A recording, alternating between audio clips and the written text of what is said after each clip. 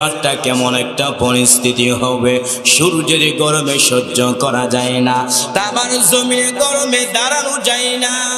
মুসা নবী কাঁদবেন আর বলবেন আল্লাহ আমারে বাঁচাও। মুসা নবী কাঁদবেন আর বলবেন আল্লাহ আমারে বাঁচাও। ঈসা নবী কাঁদবেন আর বলবেন আল্লাহ আমারে বাঁচাও। আব্বা জান আয়েশা বলবেন নবী তখন আপনি কি করবেন? আপনি তো দুজাহানের নবী। মায়ের নবী বলবেন আয়েশা আবার আল্লাহ পাক আদেশ করবেন নবী আপনি আর কাঁদবেন না, আপনার একটা উম্মতের জাহান্নামে দেওয়া হবে না, আপনি দরিয়া দরিয়া তাদেরকে জান্নাতে দিকে নিয়ে যান।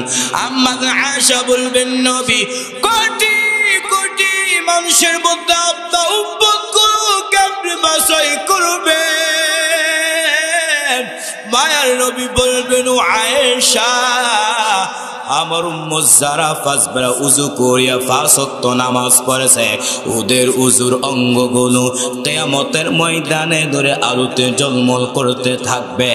আমি নবী ওদেরকে দরিয়া দরিয়া তাদেরকে জান্নাতে দিয়ে নিয়ে যাব। রহমান মুবিবি পাঁচ কান্না করি আর বলু পয়গম্বর আমার বাবা ইউসুফের কন্যাবি, কিন্তু আমার তো এমন কোন আমল নাই। ওই দিন যদি আমি রহিমাকে আল্লাহ কাঠগড়ার করব, রহিমা কিয়া বললি এসেছো, আমি বলবো আল্লাহ আমার এমন কোনো আমল নাই, তবে আমি আপনার আদরের পয়গম্বর আইয়ুব নবীর স্ত্রী ছিলাম। আল্লাহ হয়তো মায়ের নজর দিয়ে তাকাইয়া আমি রহিমাকে আল্লাহ মাফ করে দিতে পারে। এরে নবীর উম্মতের দল তারা যেমন ভাবে ধৈর্য ধারণ করেছেন, যদি আমি আপনি ধৈর্য ধারণ করতে পারি তাহলে আমার আপনার পক্ষে সম্ভব। এই যে দুইটা মূলনীতি বললাম, এক নম্বরে যেই বান্দা দুনিয়ার লাইনে ব্যবসা করতে চায় ওই ব্যক্তির যেমন ভাবে জ্ঞান থাকা জরুরি, ঠিক তেমন ভাবে যেই বান্দা দিনের উপর চলতে চায় ওই ব্যক্তি দিন সম্পর্কে জ্ঞান থাকতে হবে। দুই নম্বরে যেই বান্দা দুনিয়ার লাইনে ব্যবসা করতে চায় ওই ব্যক্তির যেমন ভাবে পুঁজি থাকা জরুরি, ঠিক তেমন ভাবে আমার আপনার নামাজ, আমার আপনার রোজা, আমার আপনার হজ, আমার আপনার যাকাত আল্লাহর কাছে কবুল হতে ঈমান লাগবে কিনা? আরো জোরে বলেন।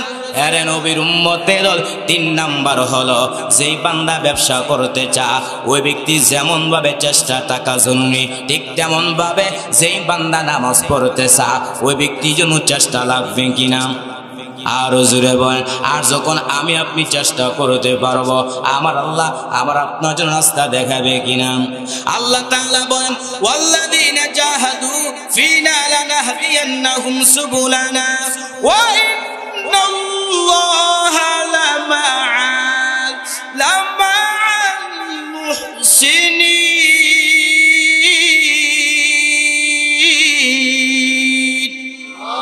আল্লাহ বলেন যারা আমি আল্লাহকে পাওয়ার উদ্দেশ্যে চেষ্টা করবে আমি আল্লাহ ওই বান্দার জন্য অনেক রাস্তা দেখায় দিব। এরে নবীর উম্মতের দল চেষ্টা করেছেন ইমামে আজম আবু হানিফা, চেষ্টা করেছেন ইমামে শাফিঈ রাহমাতুল্লাহি আলাইহি, চেষ্টা করেছেন ইমামে আহমদ বিন হাম্বল, চেষ্টা করেছেন ইমামে মালিক। তারা কত বড় বুজুর্গ। এরে নবীর উম্মতের দল ছোট্ট একটা ঘটনা বলতেছি, ভালো করে শ্রবণ করেন। জামানার কুতুব ইমাম মালিক রাহমাতুল্লাহি আলাইহি ৭০ বছর মদিনা মদিনা কাটায় কিন্তু একটা জুতা পায়ে পরিধান করেন না। প্রশ্ন করা হলো ইমাম মালিক, 70টা বছর তুমি বান্না মদিনার মধ্যে কাটাও, কিন্তু তুমি জুতা পায়ে পরিধান করো নাই কেন? ইমাম মালিক বলেন, আমি নবীর বড় আশিক, আমি যখন মদিনার অলিগলিতে জুতা লাগাইয়া হাঁটি, আমি নাকটা লাগা দেখি পয়গম্বরের রওজার ঘেরান আমার নাকে লাগতেছে। ইমামুল আউয়ালিন আল আখিরিন বহর সাদাকা রাহমাতাল লিল আলামিন, শুধু জুদাস রহমাতাল লিল আলামিন, মসজিদে ও শুধু হামারুয়ে জমিন। আলোচনা কি চলবে? শেষ করে দেই। আরে নবীর উম্মতের দল ওই ইমাম মালিক রহমতুল্লাহি আলাইহি কেমন নবীর বড় আশিক। ইমাম মালিক 70 বছর বান্দা মদিনার মধ্যে কাটা। ইচ্ছা করলে বান্দা মদিনা থেকে মক্কায় গিয়ে বান্দা বছর বছর হজ পালন করতে পারে। ইচ্ছা করলে বান্দা মদিনা থেকে মক্কায় গিয়ে বান্দা বছর বছর উমরা পালন করতে পারে। কিন্তু এত সুযোগ থাকার পর ইমাম মালিক তিনি মদিনা থেকে মক্কা যায় না।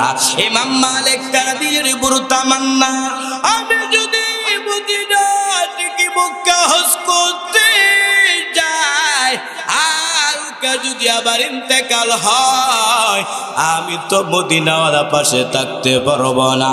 এর নবীর উম্মতের দল একদিন ঘুমের করে ইমাম মালিকের সাথে নবীর মুলাকাত হয়ে গেছে। ইমাম মালিক নবীর সাথে কথা বলা শুরু করে দিলেন। ইমাম মালিক বলেন, ওগো আল্লাহর নবী, আজকে আপনার সাথে আবার অন্য কোনো বিষয়ে কথা না। ও পয়গম্বর, আপনি আমাকে জানায় দেন আমার হাতটা কত? নবী আমার ডান হাত উঁচু করে 5টা আঙ্গুল দেখাইছে। দেখানোর পরে ইমাম মালিকের ঘুম ভেঙে গেছে। ইমাম মালিক টেনশনের মধ্যে পড়ে গেলেন। নবী আবার 5টা আঙ্গুলে কি বুঝাইছে? 5টা বছর নাকি 5টা দিন নাকি 5টা মাস? ইমাম মালিক টেনশনের মধ্যে পড়ে গেলেন। ইমাম মালিক তারা খাদেমকে বললেন, এ খাদেম, জলদি করে আল্লামা ইবনে সিরিনের কাছে যাও, তার কাছে গিয়ে স্বপ্নের ব্যাখ্যা জানো, তবে আমার নাম ইমাম মালিক বলবা না। খাদেম দৌড়াইয়া আল্লামা ইবনে সিরিন কি সুন্দর করে সালাম দিল আর বলতে লাগলো, এক আল্লাহর বান্দার সাথে ঘুমের মধ্যে নবীর মুলাকাত। ওই আল্লাহর বান্দা নবীকে প্রশ্ন করলেন, ওগো আল্লাহর নবী, আমার হাতটা কত আপনি জানা দেন। নবী আমার ডান হাত উঁচু করে 5টা আঙ্গুল দেখাইছে। এবার আপনি স্বপ্নের ব্যাখ্যা করেন, 5টা বছর নাকি 5টা দিন নাকি 5টা মাস? আল্লামা ইবনে সিরিন বলেন, যেই বান্দা স্বপ্ন দেখেছে তার নামটা বলতে হবে, কারণ ওই ব্যক্তির অনুযায়ী স্বপ্নের ব্যাখ্যা দেওয়া হবে। দেওয়ানবাগির মতো কোনো বেঈমান যদি বলে আমার নবী ডাস্টবিনের মধ্যে পড়ে আছে, আমি বলবো ওই বেঈমানের ঈমান ডাস্টবিনে পড়ে আছে।